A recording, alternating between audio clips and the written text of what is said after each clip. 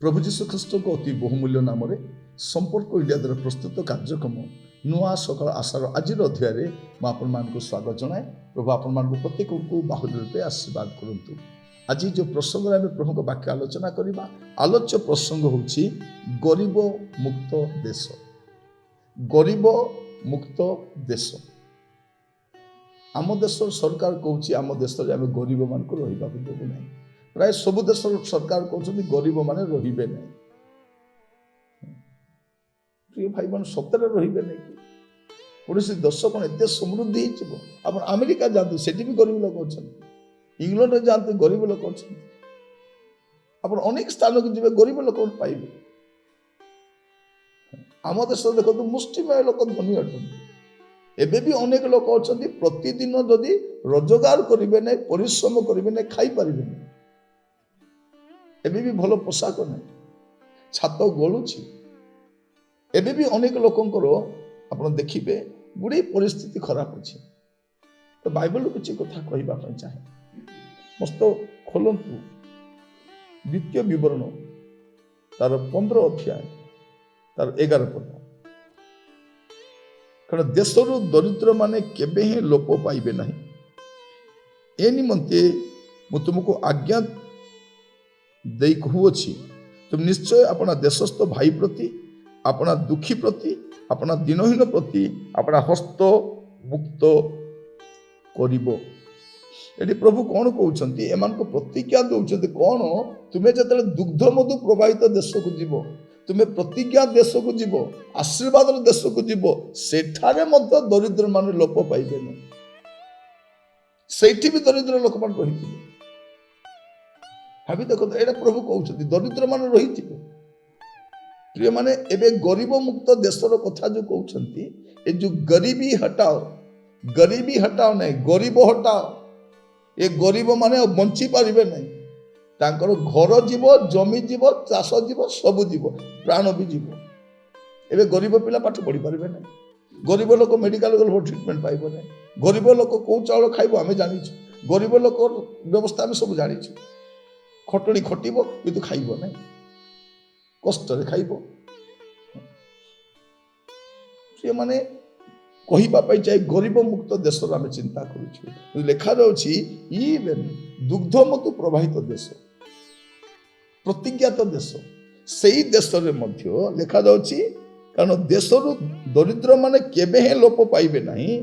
एथि निमंते मु तुमको आज्ञा दे कहूँगी, तुम निश्चय अपना देशस्थ भाई प्रति, अपना दुखी प्रति, अपना दिनहीन प्रति अपना हस्त मुक्त करिबो। तुमर काम कौन अटे, तुम्हें ताको साहाय्य करिबो, ताको उपकार करिबो, तार जत्न नेबो।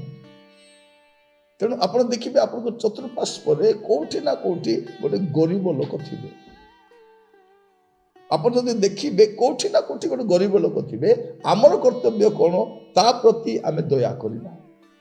किंतु आमे गरीब को दया करि न थाउ। आपण देखिबे धनी लोक आसिले आमे 18 प्रकार तरकारी करि थाउ, किंतु गरीब लोक को नहीं साग पखाल कहि दे न थाउ। आमर बाहाघर भोजी आम जी खाद्य बनाऊँ फोपाड़ुछु, जदि गरीब मान को ना खाईपारे से डस्टबिन फोपाड़ी दौर। प्रिय माने एते अमनीष आम केमती हेलु। देशरु विश्वरु केबे गरीब लोक लोप हेबे नहीं। गरीब लोक मान रही थे, दरिद्र लोक मान रही थे। आमर कर्तव्य कौन आम से प्रति सदय हेबा, से जत्न नेबा, से उपकार कर। यहीटा बाइबल आमको शिखाए। आम प्रार्थना करछु प्रभु ଦେଶରୁ ପ୍ରଭୁ ଦରିଦ୍ରତା ଦୂର ହେଇଯାଉ। ଥିବେ ଦରିଦ୍ର ପାଇଁ ମୁଁ କ'ଣ କରିପାରେ?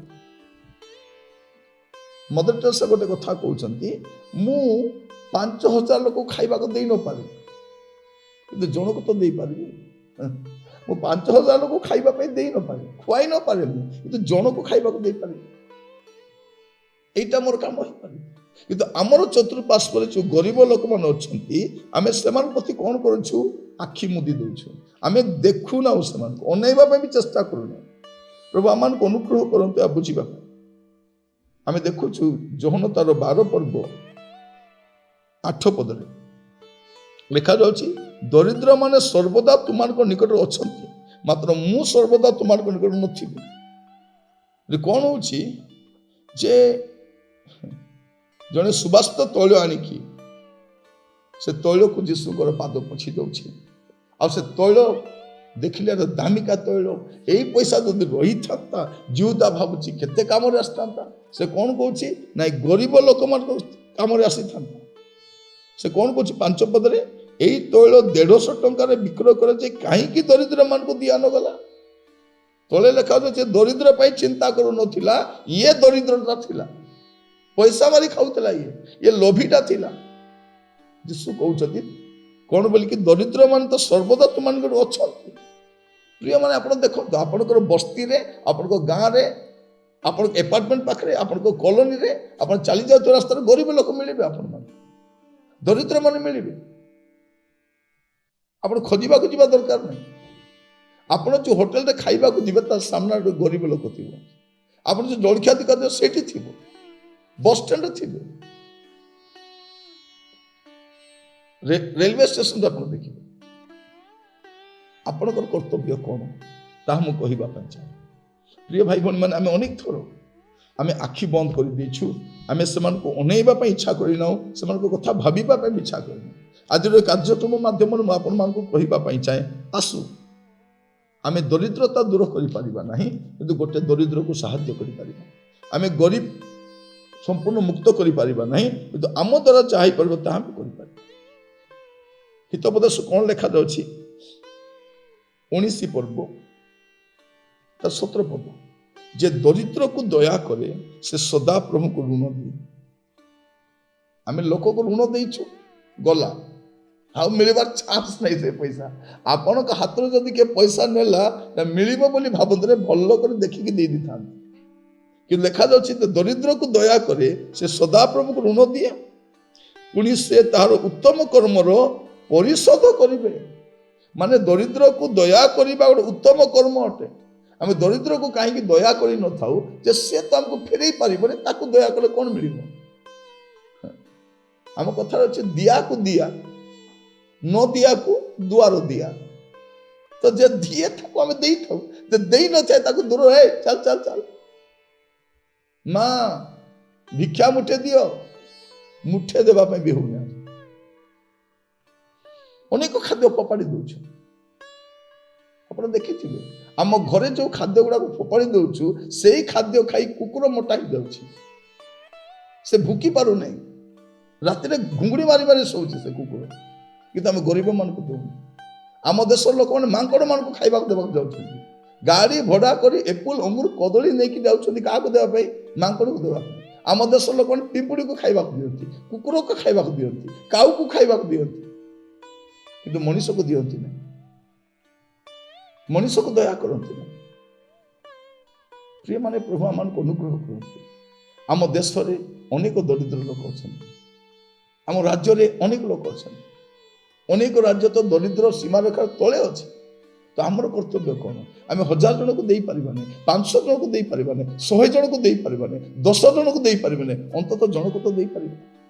ପ୍ରାର୍ଥନା କରିବା, ଚେଷ୍ଟା କରିବା, ଆମେ କ'ଣ କରିପାରିବା? ପ୍ରଭୁ ଆପଣମାନଙ୍କୁ ଆଶୀର୍ବାଦ କରନ୍ତୁ। ପ୍ରାର୍ଥନା କରିବା। ଅନୁଗ୍ରହକାରୀ ପିତା ପରମେଶ୍ୱର, ମୁଁ ପ୍ରାର୍ଥନା କରୁଛି, ଆମମାନଙ୍କୁ ଅନୁଗ୍ରହ କର ରାଜା, ଯେପରି ଆମେ ଦରିଦ୍ର ଲୋକମାନଙ୍କ ପ୍ରତି, ଗରିବ ଲୋକମାନଙ୍କ ପ୍ରତି ସଦୟ ହେଇପାରିବୁ। ଦୃଷ୍ଟି ଯେପରି ଆମେ ବନ୍ଦ ନ କରୁ, ଆଜିଠାରୁ ଚିନ୍ତା କରିବା ପାଇଁ ସାହାଯ୍ୟ କର। ପ୍ରତ୍ୟେକଙ୍କୁ ଆଶୀର୍ବାଦ କର ପ୍ରଭୁ। ପ୍ରଭୁ, ଆମେ ଯେପରି ଭାରତରେ ଯଦି ଆମେ ଯେତେ ଜଣ ରହିଛୁ, ଆମେ ଯଦି এই ଦିଗରେ ଚିନ୍ତା କରିଥାନ୍ତୁ, ଆମ ଦେଶର ଗରିବ ଲୋକମାନେ ଅନାହାରରେ ମରିନଥାନ୍ତେ।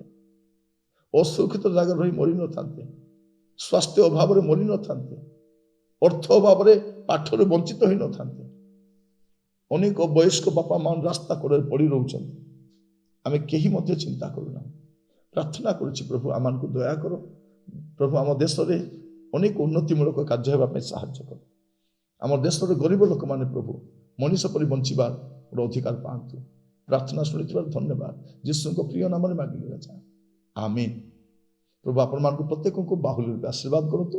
ପ୍ରଭୁ ଅନୁଗ୍ରହ କଲେ ନୂଆ ଅଧ୍ୟାୟରେ ଜଡ଼ିତ ହେବା। ବିଦାୟ ଦିଅନ୍ତୁ। ନମସ୍କାର।